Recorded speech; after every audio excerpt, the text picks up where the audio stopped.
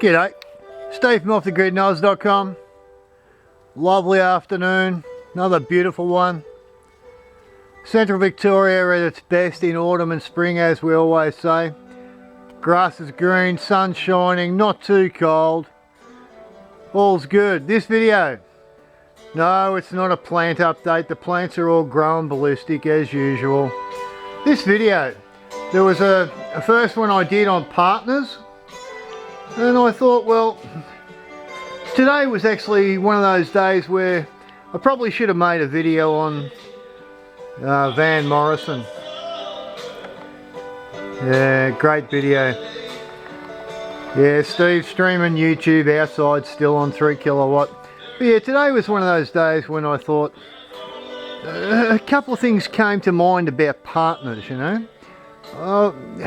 When you pick a partner, you need a partner that will go the full 9 yards with you. And I mean, as the old orthodox marriage thing says, you know, you got to take the good with the bad through fitness and health, till death do you part and all that sort of stuff. Those sorts of things, when you're picking an off-grid partner, you might want to think about really hard, mostly because a lot of effort goes into doing off-grid. A lot more effort than your average urbanite who just, you know, takes the mortgage and gets everything done. Off-gridders tend to do everything as a team if you're in a partnership. You really need to pick your partner really well.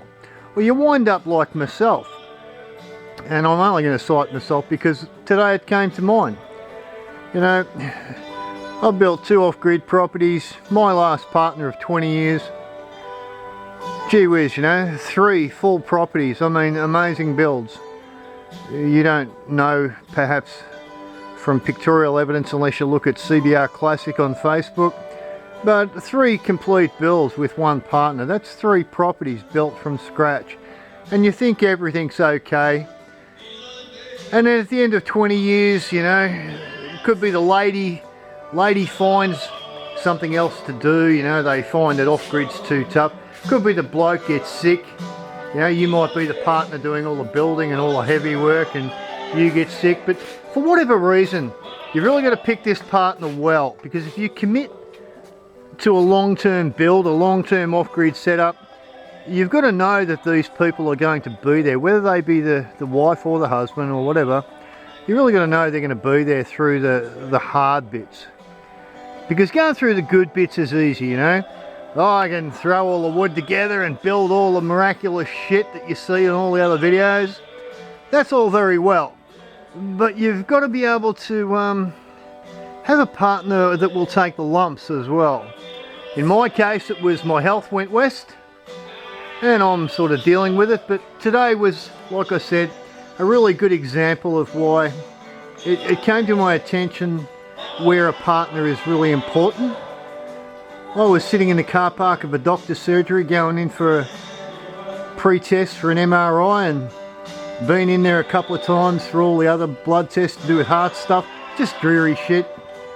And I didn't have a partner there to look after my dog and my cat and my chooks. And I didn't know whether I was coming out, you know. And sure, that's not laying blame on my ex-partner, but they aren't there. That's the sad bit. They didn't stick around through the hard bits, that, you know, myself falling over or getting sick. They didn't wait around to see whether I would get better. They didn't do any of that, you know. When you pick your partner, you really somehow, and I think it's probably nearly impossible, but you really have to somehow look at them very deeply and know that after you've done all the hard work or whatever the hell your off-grid life takes to set up, that when the hard times hit, that they're going to be there. All right, this is about commitment. You know, whether you're building a building or setting up a garden or building a relationship, commitment's a real biggie, and it can't and shouldn't be shaken by the hard times. The hard times, they just have to happen. So unless you want to find yourself in the car park of a hospital wondering where your partner is, and going home to an off-grid property that you've put years and years into, and then wonder why there isn't a partner there that stuck by you through the grim, stuck by you through the good, had everything good given to them that you gave them, or you built for them, or you provided for them, or you supported them with. You've really got to be careful, because you may wind up going to a hell of a lot of effort, and like myself at 63, falling off the perch, as they say, with my fitness and health, being left left by yourself to look after your dog and cat whilst you're in trying to get the hospital stuff done, or you might be left having to build a new property because your partner wants to sell it up from under you after all your hard work. So yeah, that's the sort of thing that I really wanted to emphasize in this video. It's about the commitment, and commitment can be shaken very easily. You have your arguments, you do all sorts of stuff, You've got to be able to ride that out, off-grid especially, after all the effort that you both will have gone to, all the good, and I find this is almost a little bit common. Everyone seems to want the good. They'll take the support, they'll love their stuff funded, they'll love to have everything given to them that you can possibly provide. But at the end of the day, how's that sunset? At the end of the day, when the real bad times set in, you've got to be sure they're going to be there. And that could be, hubby hasn't gone to the pub and shot through with another chick. Could be the woman just decided that you're just too much hard work after you've given them everything that you've got to offer and then fallen over sick. Could be a lot of things. Make sure you get some commitment. Make sure you make a deal. Make sure this person will actually stick to a deal when they make it. Things like that. And I know this should have been a video about Victron equipment, which I've promised to do, and I will do. Got a few more things to sort out with my health and stuff before I actually feel like making videos or doing much online at all.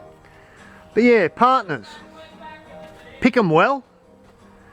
You might go 20 years with one. You're going to make sure this person, perhaps even at 20 years, will appreciate, from both sides, male and female, will appreciate what they've done and stick through the good, the bad and the ugly. The good is really easy to stick by. The good times are easy to stick by. The ugly, well, we all know what the ugly is, Bad day, bad health, bad attitude. Gee whiz, you've really got to pick that partner well, okay? And I'll leave it at that. It's only a short video. And the garden is going good, and the sun and the afternoon is great. Everything's green in central Victoria at the moment, so that's bloody lovely. Music's good. I'm going to actually crack myself a can, which is really strange. Get over it. You're going to die happy, I suppose. Anyway, I'm not going to die right this second. Okay, partners. This is part 2 of partners. Pick them well. You really need to sort that out way early in the piece. And if you get the slightest inclination, this partner may have had a history of being a bit flighty or whatever. Blokes that wander all over the place, or women that just bugger off for no reason, or very little reason. If either side of any partnership is a little bit unstable or flighty, maybe think about it hard before you plunge all those years into it. So cheers from Steve from offthegridnoz.com, and I will do a Victron video. You have a good one, guys. It's a beautiful day in central Victoria. Been a nice day, apart from sitting in the bloody hospital wondering about my dog if I was going to get carted off in an ambulance. Yeah, that's just life.